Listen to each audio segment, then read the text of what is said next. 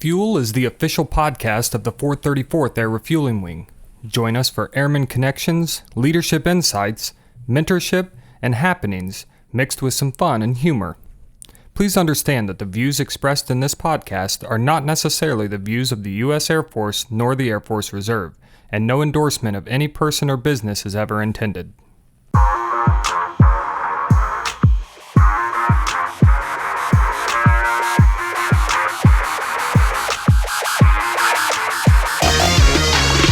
Welcome to a special edition of Fuel Podcast. I'm Chief Master Sgt. Nathan Parks.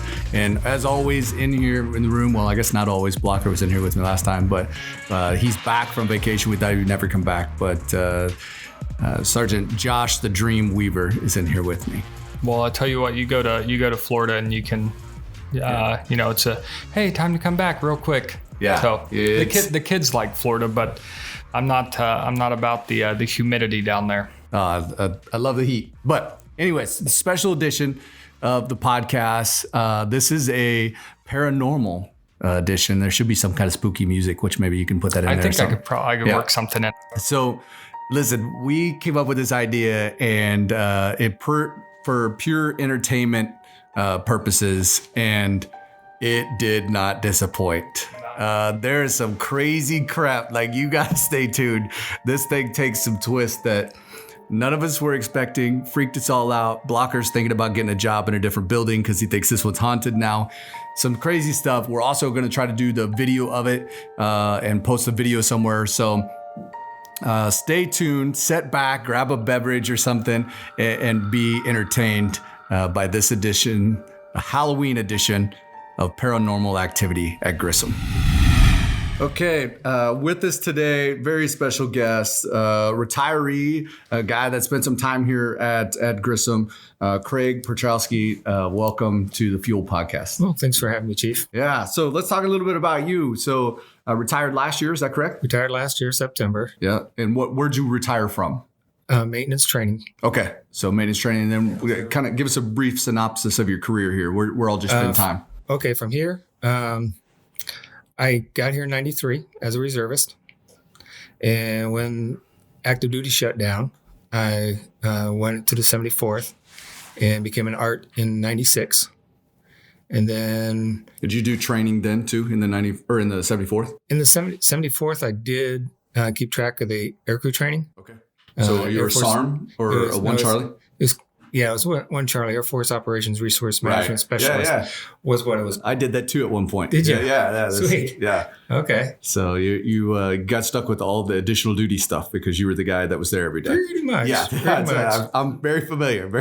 Pretty much. Worked with Beth Knitska. Okay. You knew her? Yep. Chief Edgerly. Do you know I didn't Chief know. Edgerly? Okay. No. He actually hired me in as a reservist. In 99, 98, I transferred over to flight scheduling. Okay. And then about a year after that, I went into command post. Okay. And spent 16 years in command post. All right. I did just the standard controllers, sitting on the desk and answering phone calls and running checklists. And then I became a training specialist for the aircrew, teaching them that kind of stuff. And then in 2016, I transferred over to maintenance training and spent the rest of the years there. Then, so you from Indiana? I'm from South Bend originally. South Bend. Mm-hmm. Okay. So you Notre Dame fan? Well, of course. Yeah. That's a good question. I guess no one can see this because it's a podcast, but I'm raising my hand. You're raising, you're not. Boiler up. Yeah. All right. So family, you had family around here? Or? Got one of my brothers down here and his family. Most of my family still lives in South Bend. Spouse, kids? You know those? Oh yeah, my spouse. Don't forget that. She'll get mad. I've done that before. We'll start that. We'll start with spouse. We'll edit this to where you start with that. Yeah. I got, my spouse is here, and we've got 5 kids between us. Oh, nice. Total. Yeah. It's a whole basketball team. That's nice. So awesome. And what are your hobbies? Like, what do you like to do? I paint. Okay. I do yard art. Is what I do out of 1/2-inch plywood. I create yard art. Oh, nice. Different characters, all kinds of things, especially for Halloween and Christmas. Okay. Um, You're about to hit your busy season then. I've hit it about 3 months ago. Oh, okay. I've been doing the yard art for close to 8 years now. And every year just seems to get busier and busier. That was actually part of my retirement plan. I was going to do that full time. But in the beginning of the year, January through March, there's not a whole lot of business. So, you got to supplement it. That's right. So that's, I think Home Depot in the paint department, right? Home Depot, which would probably be the discount on the paint and everything for the yard art. And it's, Well, of course. You find all those ones that are mixed wrong and you're like, I'll take that. Thank you. Honestly, yes, I have. Yeah. So that's, I tell my wife, I was like, whatever color you like, first look in the ones that they already have. And then go from there. That is true. We do accidentally make mistakes quite often. Yeah, that's right. It's more often than normal. Well, and then, of course, my ghost hunting. Yeah. So let's talk about that. So ghost hunting. That's is that what that's the term that you use? Paranormal investigator. Okay. / ghost hunting. All right. So is there a license for paranormal investigator, or is it there's not? Is there courses for that? Ivy Tech had one at one time that was ran. IUK has a group that does it as well. So you can find courses around. I used to do, when I was in the beginning of this, I used to do ghost hunting 101 classes myself. I would go to, I would advertise that I'm going to do this at this time, at this place, and whoever wanted to show up could show up. Yeah. And usually I have a pretty good group, up to about 25 people. So maybe that's something we could get you to do, like on one of the UTAs, like a Saturday night of the UTA, where that would be awesome. You show up out here, and maybe we do the ghost hunting around the old Grissom complex there on different. I've heard the old tennis court area over there can be quite frightening from some of the security forces guys, and then also the old tower. I haven't heard about the tennis court, but I know about the tower. Yeah. When I had people, once I let it out, I used to be very close hold on my ghost hunting. And why is that? Because of the negative portion of it. People a long time ago used to think ghost hunting as someone crazy, hearing voices or sitting in the dark. Same thing I get about being command chief. Well, yeah, right? So crazy. yeah. So you hear voices and stuff like that. Yeah, I got some down the same path. Right. I don't tell people. But it's amazing once you open up that you're open to this. Mm-hmm. You just have a flood of people coming in, telling you their stories. Yeah. You would never think that your coworker has a paranormal story. Yeah. Until you say, hey, I'm a paranormal investigator, or I do ghost hunting. Yeah. I had a truck when I came out of the closet, so to speak, with this.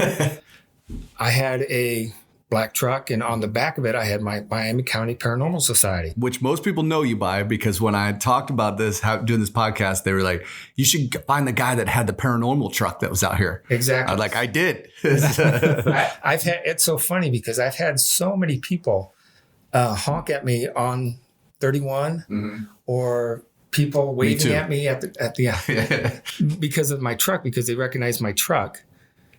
Yeah. And so it's just kind of funny. And every time I went through the gate, it seemed one of the security forces guys would stop me and, would chat with me for a minute about, last night so-and-so saw lights in the old tower. Yeah. I know that guy because I talked to him. So we'll get into those in a second. So,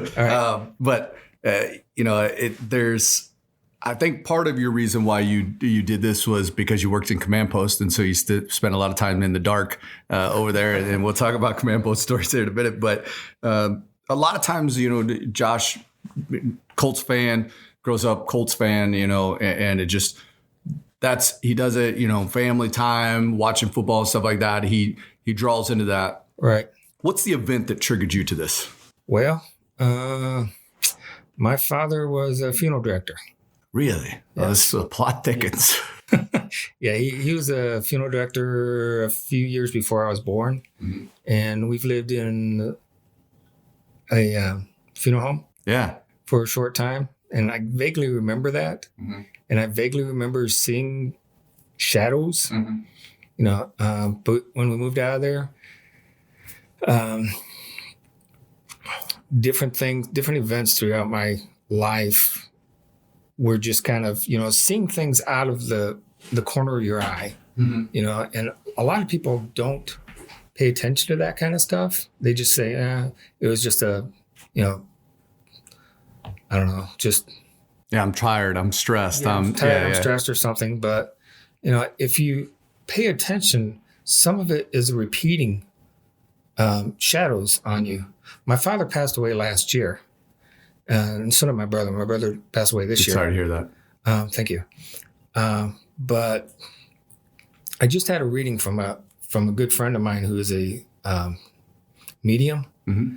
and I kept seeing shadows out of the corner of my eyes, or a light would flicker, that normally doesn't flicker. Mm-hmm. And it'd be kind of on a routine basis. Mm-hmm. And I'm wondering, is that my father trying to show his presence to me, that he's still around? Mm-hmm. And she said yes. She confirmed that yes, he is letting you know that he's around. So this is... Again, we talked about this a little bit before we got started. Is I try to ask the questions on here that I think that people want to ask, and mm-hmm. We talked about having a good sense of humor, right? And I was listening to a podcast this morning on paranormal, and that's what the guy said is you got to have a great sense of humor to do this, and you added you also have to have patience, a lot of patience. But what is? How would you explain that to someone that's like, yeah, I get it, all those things you're saying you believe to be true, but how do I know you're not just a guy with a lot of, gadgets that has a really good imagination? Right.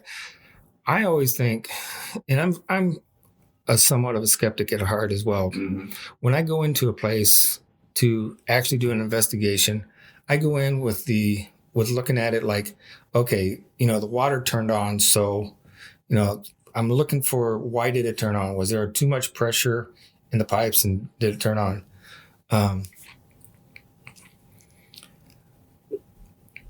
When I think about the paranormal in most people is you never believe in something. And this goes with, I think, most anything. You don't believe it until you see it. Mm-hmm. And that's kind of what my skepticism is. I mean, I hear stories, I see pictures on the internet just like everybody else does. Mm-hmm. And I take it with a grain of salt. I look at it, could it be a reflection? Yes, it could. If you can, but if you rule everything else out that it could have been, then you're left with something that you can't explain. Yeah. So isn't that really just life too? Yeah. Like it's, you, me, and Josh sitting in this room is we're all going to have the same experience sitting in this room. But then if they grab us when we walk out of here and they say, each of you describe your experience in that room, we're probably going to have three separate stories, right? That is very true. And so then, we can explain away some of it, but the rest of it is just what it, it's just what we believe then to be facts, mm-hmm. right? And you're saying that is, that's where you've taken this. You're like, hey, I'm a skeptic. I understand that people are going to be skeptic, and I'm right there with you. So if I can explain it away, guess what? If someone calls you out and they say, hey, this light keeps flickering, and you walk over and you adjust the bulb and it comes on bright, I mean, or you just walk out and be like, hey, you may want to just tighten your bulb. Yeah. Usually when something like that happens and we do adjustments with something like that, usually I just tell them to keep an eye on it. Yeah. Does it do it again? Then we'll look farther into it. But until then, Yeah. So I was listening to this podcast this morning and prepping for this, and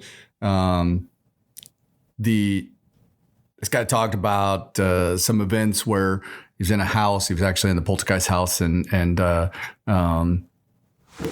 domino dropped from the ceiling, and the dominoes were all in the other room. That's odd. And there was him and one other person talking, and the guy that he was talking to was a skeptic, and it's like, I don't believe anything in this house is whatever.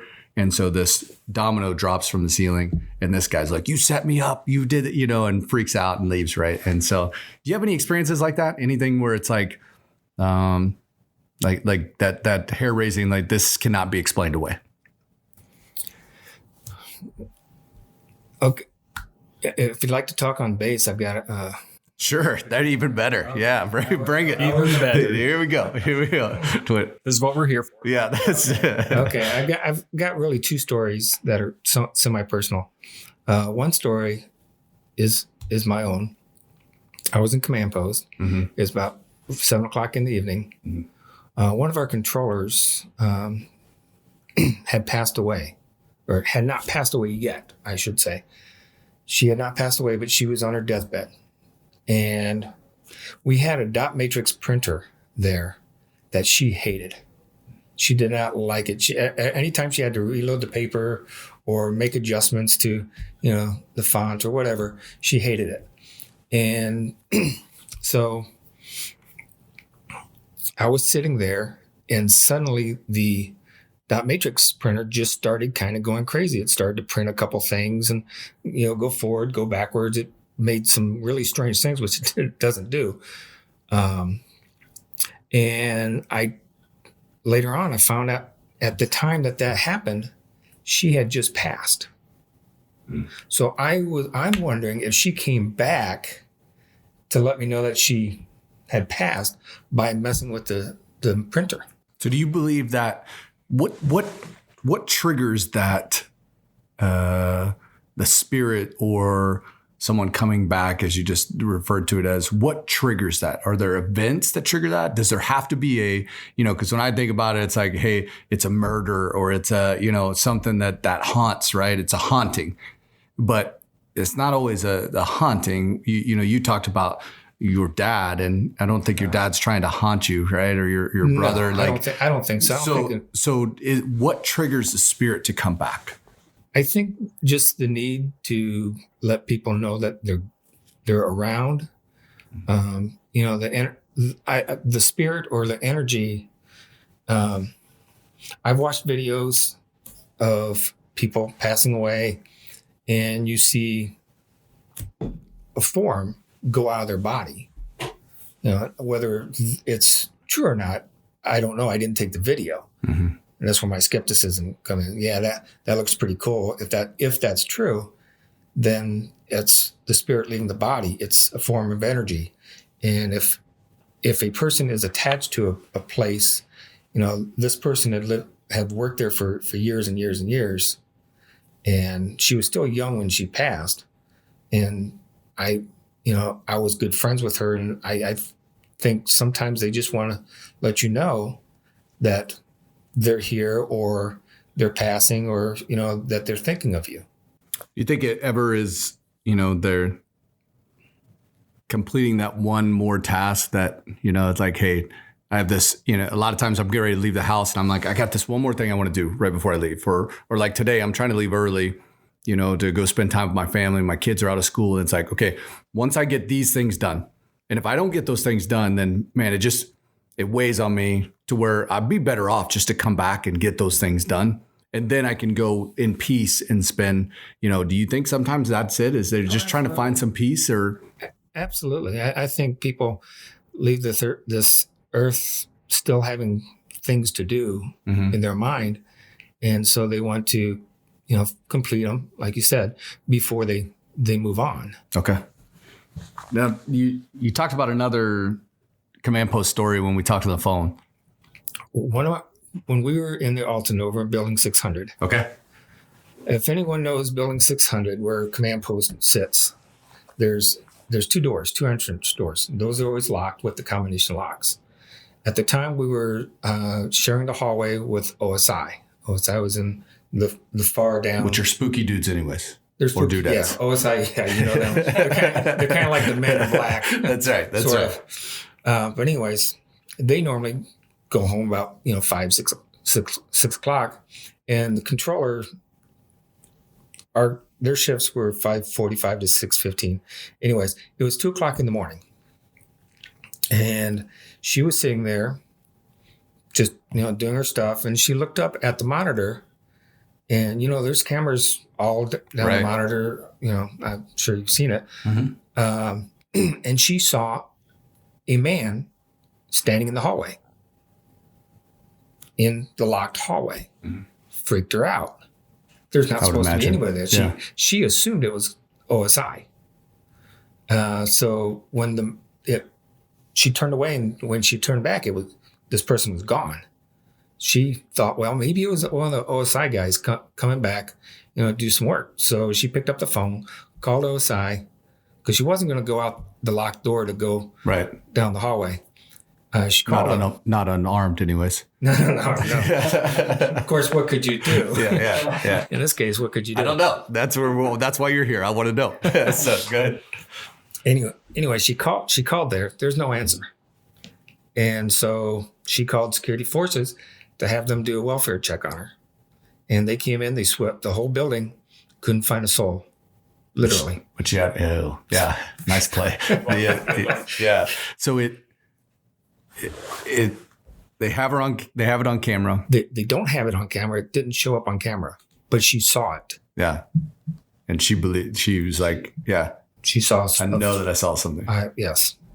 All right. What's another Grissom experience? You had a couple Grissom experiences here, right? Those were really it. My with the dot matrix printer, and hers was my personal ones.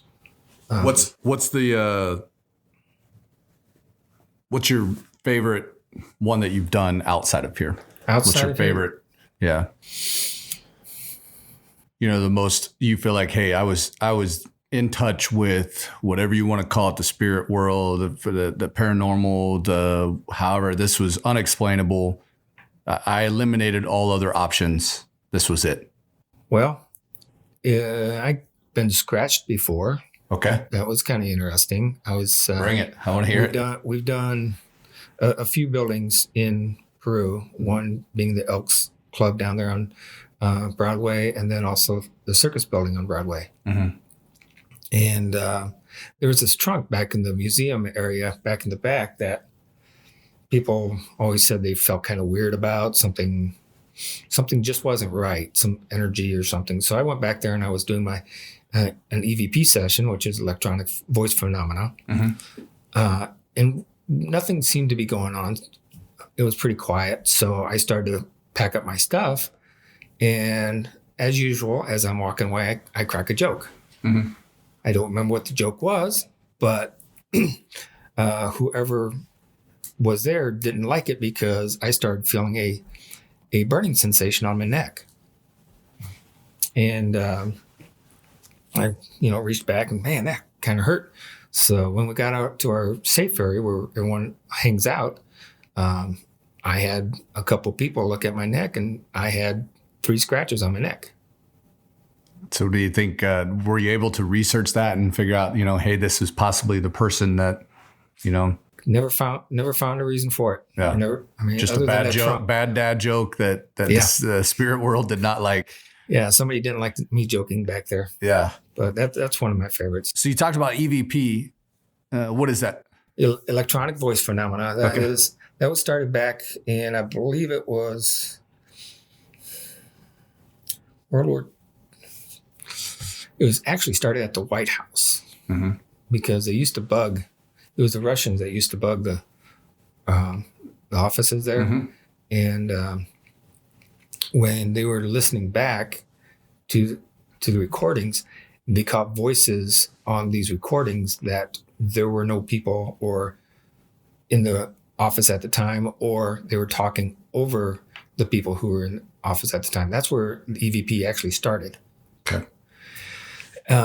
But there's different levels of EVP for the paranormal community. We have there's where you can actually hear the voice. Mm-hmm. There's no doubt that means that person or that entity said, "Get out." Have you had any of those? My son has had. a couple. So this is like your son's a paranormal investigator also? Yeah, he's kind of followed in my footsteps. He runs Ghoulie TV on YouTube. So if you look up Ghoulie TV on YouTube, you'll find it. Okay. So yeah, we have a couple of them that is audible. And then there's ones that you have to kind of enhance. You got to listen to it really good and to kind of figure out what they're doing. And then there's another where you have to do kind of forensic.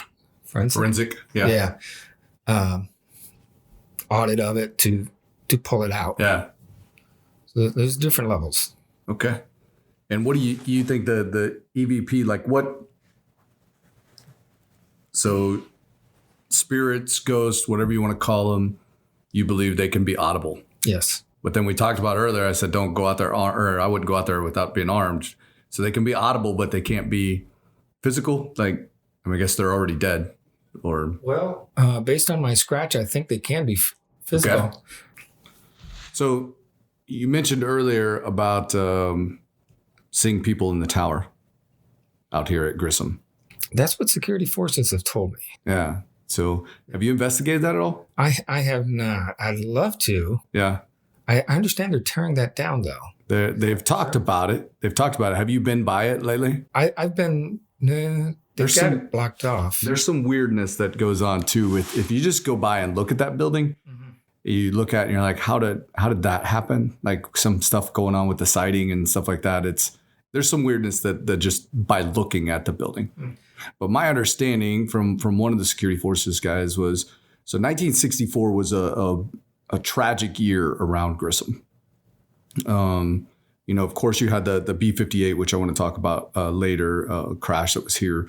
But there was also, I think 64 was the year that the airman that was killed by the ejection seat over, I believe, in Dock 4. Was it 200 or Dock 4? I thought that was I don't know exactly.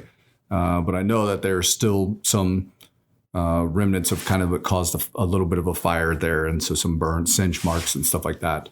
And then my understanding is there's also a individual that killed himself in the tower, in the old tower. And so with those things, you think that generates that? I think so. I think any tragedy would enhance the haunting or the spirits. If I suddenly died unexpectedly, I don't think my spirit would believe that I'm dead, that I would be in that realm of unaccepted. I'm not accepting my death, so I'm here. And the person with the ejection seat, that from my understanding of that event, he was working in the cockpit and he accidentally hit. Yeah, that's my understanding too. Yeah, and then that's happened a few times, not necessarily here, but other bases I know. Right. And so that would surprise me. My spirit would probably jump out of my body as well, at that point. So I think any tragedy would cause a haunting. So the stories that I've heard of the old tower is, at night, the report of seeing someone up there, monitoring the airfield with lights, and also in that room being lit up there with seeing the one person up there in the room, even to the point where I believe we've had 911 calls and stuff like that of seeing those individuals up there. Yeah, those are the stories I've heard as well. So how would you investigate that? Well, I would first talk to the people who've seen it to see if there was any specific time of night it is. Kind of helps narrow it down. I would put cameras up there. I've got a DVR system with 4 cameras that I could station up there and record to see if there's any abnormalities. Abnormalities. If that's a word. Abnormalities? Yeah, that's it. Yeah. I knew there was a word there close somewhere. enough. Yeah, we're going to give you that one. Yeah. I mispronounced the false. Don't feel bad. Worcestershire sauce. Yeah, Anyways, that's right. Anyways, I'd put the cameras up there to see if there's anything that I can capture on camera. I would, since there shouldn't be any power up there, I would think right now they would have turned off all the power. Mm-hmm. So I would use my EMF, the K2 meter is one thing. And then this is a Mel meter, which does kind of the same thing as this, except for it's a little bit different frequencies. That will tell if there's any electromagnetic fields around, to see if there's any hot spots where maybe electricity's coming in. And I'd obviously take pictures, and I'd take my voice recorder up there and ask a few questions. First of all, is there anybody here that'd like to talk to me? And then, does anybody answer that? Not specifically that question, but in some of my sessions, seems like that would be like if they wanted to, they would already contact you, right? It's just kind of an opening question. Mm-hmm. It's a de-arming question. Mm-hmm. And let them know that I always let them know, I'm not here to harm you or do anything to you. Right. I just want to communicate with you. Okay. I want you to let me know that you're here, and don't do me any harm, please, and that kind of stuff. And then I just ask general questions, yes and no questions. And how are those usually answered? Well, there's a couple different ways. If it's a voice recorder, it's one that there's a couple different voice recorders. I don't have the most current one that they have where you can actually listen to responses in real time. If you use a regular voice recorder, you just go back and you put your headphones on, you listen to it afterwards. There's also flashlight work that I do. And that's these flashlights that you can get from the BX or I think I got these. Yeah, I think I got these at the BX and at one of the bases. You can get at Walmart. So he's holding up just a mini mag, like a real small mag light that would fit in your pocket. It's probably 5 inches long or so, and you just screw on the on off is just you screw the end of it on and off. The tip of it, yeah. And basically with these, when you set them up, you kind of twist them to where they're either on or off, just barely. So if I turn them to where it's just off, and usually if I can get them to stand up, I get them to stand up, and I usually use two. I use a black one for a no flashlight, a blue one for yes flashlight, and then I start asking questions, and I explain to them as I'm setting it up, this is the black flashlight. I'm going to ask you questions. If the answer is no, light this up for me. And the way you light it up, the way I feel like they light them up is their energy will make that connection if they touch it. That's why it's so lightly turned off. Yeah. So if they touch it, it'll go on. If they move away from it, it'll turn off. Okay. I've had a lot of success with these. Okay. You can leave that on there because we may use it here in a minute. So I'd say set them both up because I want to go down a path with some events that took place here. So you go in, you ask these yes, no questions, and hopefully, what do you want to find out through that? Like, have you ever went out there and you're like, hey, this person's here, like what you talked about with the command post, like, hey, is there something here that you left undone? Is there something we can do so that you don't feel like do you feel like the spirit is trapped there until they get those things done, or they convince someone to get those things done? In that case, I ask them to speak in the recorder for me, and so I can hear, if there's anything like that. Mm-hmm. Yes, no questions is a little bit harder to get to a specific point with, or something like that with. Some hauntings are, well, I guess I should say the different types of hauntings. Mm-hmm. There's different levels of hauntings. There's a residual haunting, which is just kind of a instant replay of what happened. Okay. And there's an intelligent haunting where they can actually respond to you. Okay. They're not quite sure. I don't know if they know that they're dead or they're just kind of in between. But they can interact with you in some form. And that usually takes, I would think, a lot of energy to do. And that's kind of what we're hoping for here is an intelligent haunting. Out in Okefenokee, there's, I believe, an intelligent haunting out there. I don't know what Okefenokee is. You could have just made that up. You should have done a little more research before we started this. What's that? Go, Josh the Just Dreamweaver. lying. I don't have all the research. I just know Doug told me about it. Something in Peru. Yes. I read something very small about it, but I'm sure you have a lot more information. Yeah, go ahead.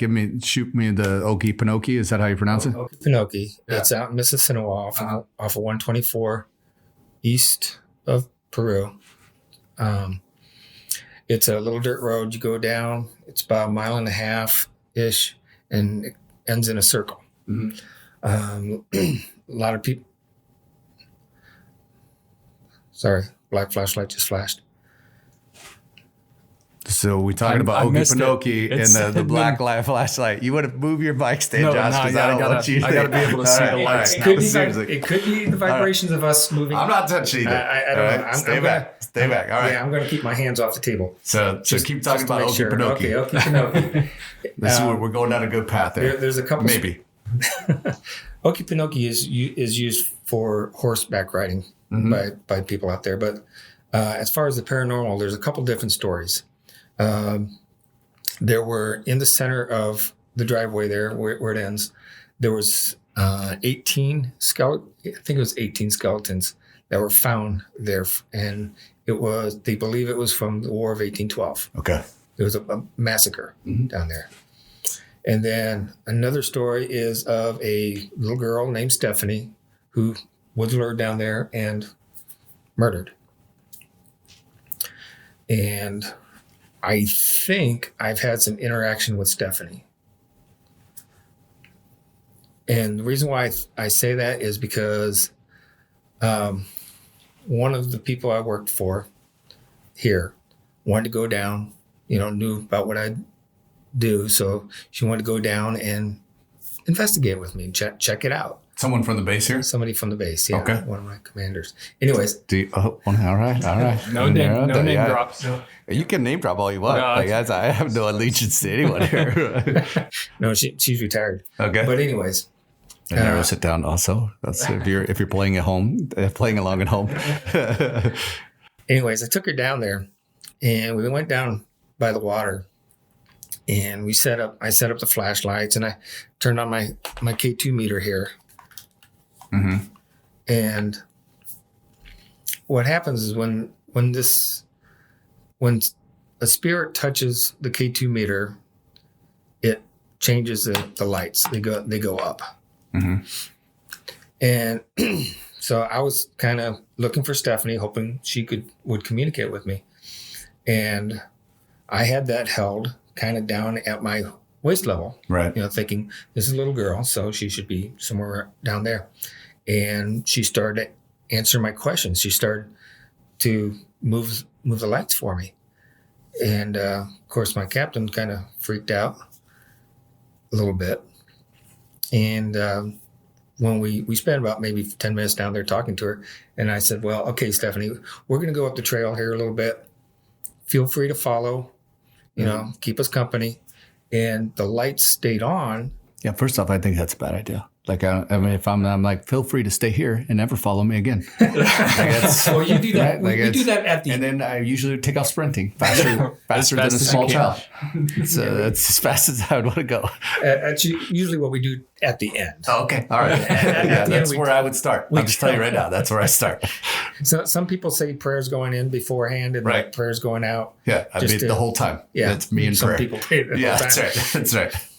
But we started up the trail, and about maybe 50 feet into the trail, the lights just stopped. Mm-hmm. There was no lights. I thought, well, that's kind of interesting. Out there in Mississinawa, in that area, there are no power lines or no electrical whatsoever, so that should not be going off. And so I backed up a little bit just to see, what would happen. And the lights came back on. I went forward. It stopped. So I think that she was murdered somewhere close to that area. Center. Uh-huh. Yeah. That's interesting. I knew. So the little girl is the thing that I read about. I did not read about the skeletons. Yeah. So I totally lost track of where we were because of that story. It was yeah. I was in it. So yeah, I was right there with it. So I want to go down this path and tell you a few stories that when I started looking at this, we thought of this back in early September of, hey, we want to know. And actually when I first started this podcast, my cousin Bobby, she was like, hey, do one on any kind of, like, do you have any airplanes that are haunted? Do you have any, sort of hangars or any of that stuff? And do a podcast on that. And by the way, her husband, Jason, was like, the only question he wanted me to ask you is Bobby possessed? And I said, I don't know if that's really that's his wife. Yeah. It's his wife. But so anyways, it's, I don't know that you can tell that. And I think the answer is yes. But anyways, so we started asking those questions, and we would go around and and I was actually over by Dean Baldwin today and asking around on some of the members over there, hey, have you had anything happen and stuff? And there was one story that continued to kind of come around, and there were several people that had experienced it.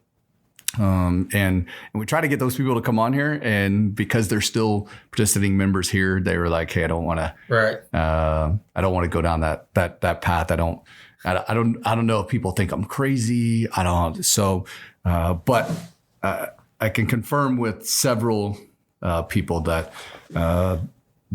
they've told these stories for years. And so it has to do with the flight line and being out on the flight line. And there's a certain area where they set. And one of the stories is there was 2 security forces guys that were out there, and it was the middle of the night. And they were both facing opposite directions. So their cars were parked facing opposite directions, and they had their driver's side windows together, and they were talking, but they were different directions. And just as you kind of described earlier, as they're talking, is they're, looking at each other, kind of looking off. I doubt they were staring deeply at each other in the middle of the night out there, but knowing both those individuals. But they see, one of them sees a figure walking into the headlights. And so, obviously out on the flight line, you're like, who's out here? So whips head over. And as he does, the figure darts back out. Can't make it out. It's at the end of the headlights. Kind of described it as a more of a blob, black blob style. Yeah. Like a dark figure, maybe heavily coated or something. Right. So he says he kind of just dismisses it. And he's like, you know what? Probably my eyes are playing tricks on me here. Right. So goes back to talking, and a few minutes later, same thing. So he kind of looks over and nothing again. So now he's like, man, am I really seeing this? Like, do I need to investigate this? So he sets back one more time, and he says, he's talking and everything, and all of a sudden he sees it look, and he looks over, and he says, that time the guy that he's sitting there talking to goes, what are you seeing? And he's like, what do you mean? He goes, what are you seeing? I saw you whip your head. What are you seeing over there? And he said, I'm seeing a figure walk into, my peripherals, and as soon as I look over there, that figure darts out of my peripherals, and I can't see him. And he's like, I'm seeing the same thing. So they're facing opposite directions, but at different times, they're seeing this figure that's coming into their light and then back out. And so they're like, okay, what do we do here? And they look around. They can't seem to find anything. They don't. And so then another time, we've got airplanes up here that have evacuated due to hurricanes and stuff down south. And so there's a security forces member that's out there, and same thing, sitting there, and sees this like black blob running towards like one of the airplanes. Drives up, nothing. goes back to the spot, sits there for a little while longer, sees it running to another airplane, drives up, nothing. Comes back, happens like 3 or 4 times. And so guy comes in and he's just like, listen, I got to get off the flight line. Like, I see that thing again, I'm going to fire a shot at it because I don't know what it is, but it's there. I would 100% certainty it's there. These 2 guys hadn't told their story to anyone else. And so they're like, listen, we believe you because we've seen it. So I started doing some research on it and I was like, I'm a skeptic, right? And I'm like, I don't know, these guys, like, what are they, what possibly could it be? And I keep coming back to this December 8th of 1964 and this plane crash that took place. So this plane crash that happened out here, is the B-58, the Hustler, that they were doing an exercise like one that we just did. They were doing like a nori. So they were checking out their response capabilities and what they could do. But what they did differently then than what anyone does now is they actually had live nukes loaded on their airplanes.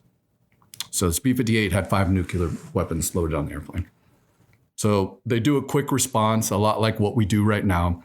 Pilots go running out to their airplanes. The crew goes running out. So this particular B-52 or B-58 has 3 crew members on it. One of which is a guy, the call sign was Rocky. So Rocky goes running out, gets into the airplane. They go to launch. The airplane skids off the runway, catches fire, and Rocky's ejection pod gets out, but parachute never opens. And he ends up perishing right out here on our runway. They don't know what to do with the airplane because the nuclear weapons didn't actually explode. They just burned. So they just buried it all. Yeah, that's what I heard. Yeah. So I started looking at this and so I started looking at photos from the crash site and from the investigation. And I've showed, I think I showed you that the other day, but I showed the members that saw this blob. And there's one person that's never identified, but is in several photos. And everyone else is wearing like a jacket.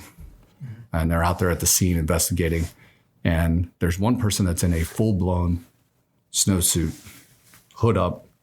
It's dark, it's black. And they're never looking at the actual wreckage, but they're always standing there. So I'm like, is this, when I present this to you, who's a paranormal guy, is this the type of situation? You've got Rocky who's out there, who's still maybe trapped in this, trying to respond to airplanes in that rapid response. The last photo we have of him is him sprinting to an airplane. That sounds like it would be a good reason to have a haunting, for sure. And we've got the tower that the lights come on. We got, all in the same year, really here. Yeah. Yeah, it sounds like a haunting to me. Sounds like a residual haunting where he's just doing the same thing over and over again. It's interesting about the pictures. I'd love to see those if at all possible. But yeah, they're public release. The Indy Star did a special on it, or did an article on it. I don't know, 2017 maybe 2018, somewhere in there, and they released about 58 photos. And so I found the same image in several photos. Huh. But if it's never, it's got the caption, "This is so and so investigating the scene," and we'll talk about one person in there, but it doesn't talk about the separate image that's in the photo. Very interesting. Yeah, I knew about the aircraft and what had happened there, and that's definitely could cause him to continue to be here. Just doing that residual thing, going on and on and on, never ending. So how do we put Rocky at ease? I don't think a residual haunting like that is one that you would put at ease. It could be that it's not his actual spirit per se. It could be an imprint like on a picture or on film where it just runs over and over again. His spirit could be at rest for all we know. And this could just be an imprint on the area itself of his last actions. So it could be that image that they see darting off could just be his imprint of him darting to the airplane. Yes. All right. Well, I tell you, whether you believe in this or not, I believe it's a very interesting subject, and I know that there's a lot of people that you may put their mind at rest or mind at ease, and so I appreciate that, and I appreciate you taking time and coming out here and bringing your stuff out here, and I will tell you, I think there would be some interest to maybe doing this on a Saturday night of a UTA. We're approaching December, which is when things happened out here. And so maybe that's something that we look at as a tour with you, kind of around the areas, not on base, but out in the area right out there and see what we can come up with. Yeah, there's definitely some Peru and the surrounding area have some pretty interesting haunts as far as, and I think it's pretty active. I've investigated at least a half a dozen homes on Eagles Point here, which used to be old base housing. And in each case, I found something, whether it be a voice from beyond or some EMFs that unexplained why it would be there. There's always seems to be something in there. So I think this base being the way it's been over the years, so active and stuff, I think there's actual activity here. Again, I don't know if it's actual hauntings or if it's just a residual thing, an imprint. But it just seems like this area has a lot of haunts, a lot of different places that has paranormal interest. Anything in Eagles Point involving children or anything that we had a call here a while back of some children, sound like children playing, and then some cries for help, and we never could find anything. We actually responded out, our security forces responded out, and they actually found some tracks leading out of the creek, but no tracks leading in. Anything that you can recall of that? I do not recall anything involving children or ghost children. I've been to several houses that have children in them and they get freaked out because of voices or things moving, the standard haunts, but not of children's voices or anything like that. Okay. Anything else you want to ask, Josh? I don't think I have anything to ask, but if you talk about interest in people doing this, there might be. I'm not one of them. I like to do things in the daylight. Right where the lights are on. Yes. Being a ghost hunter is kind of like watching corn grow sometimes. Yeah. It's not like what you see on TV. You see people, freaking out, running, or, they I'm pretty sure that's how it would be. Like if Josh and I went like that, I'm pretty sure that's what we would see. just like the podcast here, you're going to cut and paste some of the stuff in to kind of condense it. And that's what they do on TV to make it interesting. Mm-hmm. You could be sitting there for 4 hours and only one thing happen. Yeah. And it's a lot like hunting. It's kind of like hunting. Yeah. Yeah. That's why it's ghost hunting. Yeah. There you go. Yeah. Not ghost catching. So no camo involved. It's not like it is on TV. People get scratched. I get scratched. I've had my coat pulled out at Tillett's. Yeah. The one I was listening to this morning, they were sitting they went into a house, the Poltergeist house, and they played Monopoly at the table. And a lady jumped up and kicked her chair back. And she's like, I just felt a child pulling my leg, like pulling my pant leg. And she was so upset that she says it. And everybody's like, looking under the table. And while they're looking, she was gone. Like she's got her I'm card out. left. She's like, I'm out. That's all I needed. I'm now a believer. If I was a skeptic before, I'm now a believer. I have heard of people doing that, but in general, it's not like that. Usually, if you're actually doing an investigation, you're going into a home or a business or a place where you've been asked to come.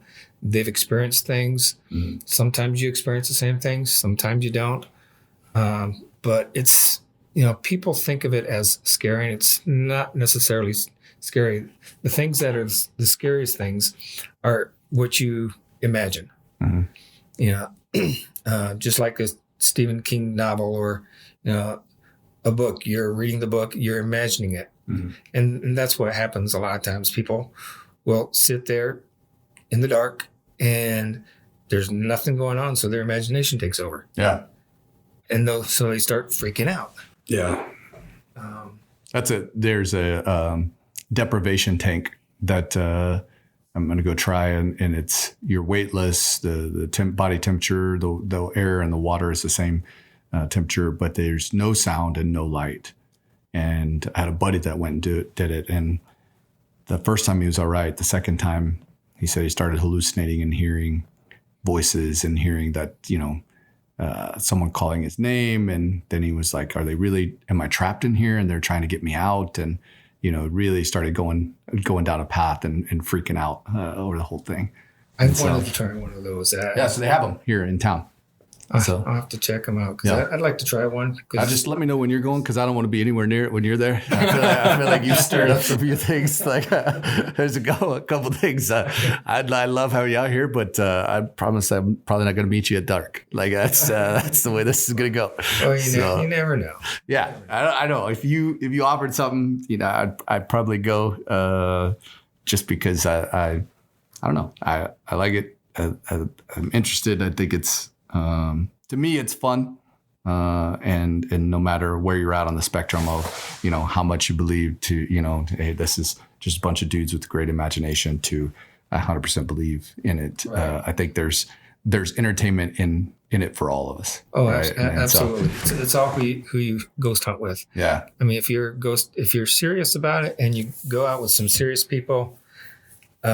It can be fun, but if you go out with people who have a good sense of humor, like you said, it can make it fun. You can still have experiences. Yeah. And sometimes you ever just scare the crap out of people, like just for fun, like you get out there and just scare that is one thing when I do a ghost hunt with somebody. I do take it seriously. Yeah. Can you bring me along? I'll scare them. That's all right. And that's why you're not allowed to go. That's why I'm not here. We stayed the night at Waverly Sanitarium down in Kentucky. On purpose? On purpose. Yes. All right. I don't know if you ever heard of Waverly, but anyways, it was a TB hospital back in 1926. Anyways, one thing that they said is we'll never have somebody come or jump out in front of you. One of our people scare you on purpose. I feel like they're missing an opportunity at that point. Yeah, well, it was during the Halloween season. So, yes. It wouldn't have surprised me, but when I'm trying to do a serious investigation or I'm trying to teach people how to do the investigation, maybe it's my military background, but I don't like to mess around. I could see that. I could see that. And I would never do it when someone was taking it serious or try to offend someone at that point, or anything like that. But I do enjoy scaring people, which is one of my favorite pastimes. I do a haunted house in my garage for Halloween. All right. We're getting ready to set it up for Halloween for trick-or-treating. And yes, that is a great time to scare people. Yeah, I would think that you would know better than anyone how to scare people at that point. Josh, what's the scariest moment you've been in? Like any paranormal activity for you? Besides this? Yeah. I kind of feel like we should have done this podcast with the lights out, with the two flashlights. Just flashlights just the two flashlights. The two flashlights halfway on. Man, did someone tell you about mine and now you're like, hey, make sure you share it on the podcast? I want to hear it, Josh. Give it to me. All right. I think I was 17 years old. There's this place in the town that I actually live in, Daleville. Called the Witches Circle. And apparently, from reading about it. Great name, by the way. It was a great name. Very scary to start. Up with a name. That's the one I want right there.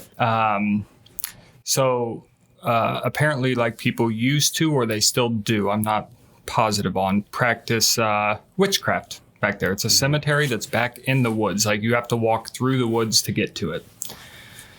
And so, me and a few friends, we decided we were going to go back there. And some of these people were from out of town. So on the way there, the road there is called Blood Road, which there's a legend that basically this kid fell out of the truck. I'm sure where you're hanging out right now. I know. Witch's Circle with Blood Road. All right. There you go. I was 17. But kid fell out of the truck, and I guess there was rope in the back, and it got around his foot, so his dad didn't realize it, and he's dragging him on the road because he didn't know he fell out of the truck. So there's what I would imagine is paint on the road, red paint. Supposedly every time they pave it, that comes to the top of the road, or someone walks outside and puts paint back on the ground, one of the two. So you pass that. Well, we stopped there because these people wanted to. And we go back to the Witch's Circle. And for some reason, I'd been there before. For some reason, I was like, I've got a weird feeling right now. Like, I just don't want to be here. And so, hey, guys, because I drove. Hey, wrap it up. We're leaving. I don't want to be here anymore. And we're starting to walk out. We walk down this trail to get out of the woods. About the time we're to our car, I hear this super high-pitched, screech from the right side of the woods. My heart just sinks. How far did you run? Well, not very far. My car was right there, but I got there quick. I got there real quick. It's fast. How fast did you run? Very fast. It did start. It did start. So, you get in the car and we leave. And I mean, my heart's just beating so fast. And somehow I let these people talk me into going back there that night. And as we drive past, we get to that. We never actually went to the Witch's Circle. Didn't make it that far. As we're going past that Blood Road, it says, "Go home" on the road. Like right in front of where the red paint was, now it says "Go home." So I attempted to listen, and I went home. Apparently, I was very susceptible to peer pressure because we went back out there about an hour later. And as we pull up this time, now it says, "We said go home." And that's the last I've ever been there. And I'll say about a year ago, I'm driving down the road and I realize I live a mile from this place now. Oh, man. I had no idea where it was because we would always take a different way to it. So. Well, part of the podcast is the surprises. He's going to take you out to Witch's Circle tonight at midnight. That will not happen. I've driven past that road. I want to conquer this with you, all right? Not with you. I don't want to be there, but I want you to conquer this. I've driven past that road a few times, and I've thought about, what if I just drive down that road and see if that's still on the road? Now, that was at nighttime, right? It was at nighttime. Have you 2, 3 in the morning. Out there during Absolutely the not. I have never been back down that road anywhere, even though I'm a mile from it. And nope. That's a hard pass for me now. I want to go. I want to go now. And I'll tell you the worst part was that high pitched noise that I heard. Can you hear it right now? I cannot hear it right now. Let's turn on the lights. My ears are ringing, but that's not the same noise. Yeah. But it was right around 4th of July. And so when people shoot bottle rockets, it makes that same noise. Yeah. And so that whole 4th of July week, whatever, every time I heard it, I would just no, not again. I'm going to freak you out, but my K2 just went off. See, now there we go. Just went up to yellow. I appreciate that. You're welcome. I appreciate that. Glad I could add. Yeah. Well, this was, let's see, how old am I now? So this was 15 years ago. Yeah. So haven't been back time there. Time to conquer it. Still have PTSD, do you? Yeah. Well, maybe. I don't know. Is that a VA claim? I don't know. It was not before I was in the military. So, yeah, I grew up in the country. So we were all the time outside, and I remember some of the scariest times was just my mom saying, "Hey, the trash is full." And I'm like, "But it's nighttime." The trash can be full at night. Right? Or go feed the dog. We had a burn barrel out behind the back of the barn, and so you had to walk it out there and just being, anytime you're outside and you at night, and it was just you're out in the country, it's pitch dark, and I don't know if you guys remember a movie. Fire in the Sky? Yes. So it's about an alien abduction that took place out in the White Mountains in Arizona. And it's one of those in which there's a movie about it. I would recommend if you're into that kind of stuff that you watch the movie. So don't be putting that thing close to me. When I was, I think, a junior in high school, my dad took us hiking and horseback riding up there in the White Mountains. And so I had just watched that movie. And then we went on a night horseback ride. And so I remember a scene from the movie where he gets abducted and we're on this, horseback ride, and it looks just like that scene, like where he gets abducted from. And then I start getting the chills, like, oh man, like if someone's horse disappears, like I'm out of here. Like I'm gonna ride this thing wherever it's going. I don't know where, but I remember being freaked out a little bit about that. But I'll tell you, as a police officer, we searched a lot of vacant buildings and a lot of weird things. And a lot of times people would be like, hey, I saw a guy standing in the window of this house. And then you're like, okay, well, I guess it's my job to go in there and look and see if there's anybody in there. Regardless of whether you wanted to. Yeah, and it was like, it's like, or we can both just agree that maybe you didn't see someone. Like, and I can drive away. How many of those searches did you go in there and feel that there was something not quite right? Oh, that happens quite a bit. And I mean, I can tell you here, when we were looking for houses here, we went in a house and it's actually not far from where we live now. And I walked in and we walked in the front door and I just said, nope. And the guy's like, what? And I'm like, I had a weird feeling here about this house. Somebody's died in this house or something. I'm out. Yeah. It happened. Same thing in Vegas. Is the one in Vegas was a little different is, we got in this room. I was like, man, there's a weird feeling like someone died. I'm like, do you know the story behind this house? Like why it's in a great neighborhood and it was vacant. And I'm like, why is this house vacant? Like it feels weird in here. It feels like death. And I went to walk out on the back patio and there was, I don't know where they came from, but all of these pigeons all of a sudden are flying right around my head. And I was the first one out. My wife and the real estate agent were behind me. They closed the door. Or I couldn't run back in. And so then, very nice. So then I'm, running around, swatting the things to my head. But yeah, so there's been a couple times where, you just walk in and you're like, it's just weird. Like I got a weird feeling right now. I think places can hold energy in them. I mean, some of the houses, when you go in there and like that, you feel creeped out. Yeah. So something happened in that house that, just doesn't feel good. Yeah. Just doesn't feel good. So when I left Sunday from work here, so Sunday it wasn't too late, 6:30, 7 o'clock. And so I knew that we were going to be talking about this. And I was like, you know what? I drove by the old tower and then I got out and I walked over to it. And I'm like, is this place really, it felt weird. Like it felt weird. And I don't know if it was just because, talking about the stories or what, I can't tell you. And I don't know, but it felt weird. And so I'd love to investigate a couple places around here. I'd like to go back to 600 and investigate that. I'd love to check out the old tower. Yeah. 671. My wife worked there for a short time, just down the hallway from Van Post. And she always heard things in the hallway. What happened, Josh? It was just yellow. Okay. The light, it was flashing like the, not the lowest green, the next one, and then it went to yellow. Yeah. Yeah. So it seems like every time we talk about Grissom, there's things that are happening here is we're getting some, the lights coming on, that meter coming on, those things. If you think about it, 596 here has seen a lot of activity.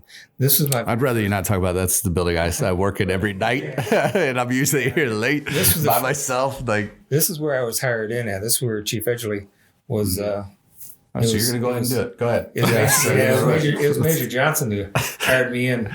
Tell me is he still with us? No, he's no longer. No longer with us. We go. He ended up. I don't need to know. Like I really did. Brigadier General. Okay. Was it 1 or 2 star? Yeah. But anyways, no, there's been a lot of activity. I think in here. You're talking about this activity. The thing's going crazy about this building. It's like ding, ding, ding. We have a winner. We have the winner. The most haunted building on the space is this one. I told you something is in this house. And then it answers. This building. All right. This used to be the old command post too. Command post was here. Command post downstairs. This was one big community here when the 45th was here.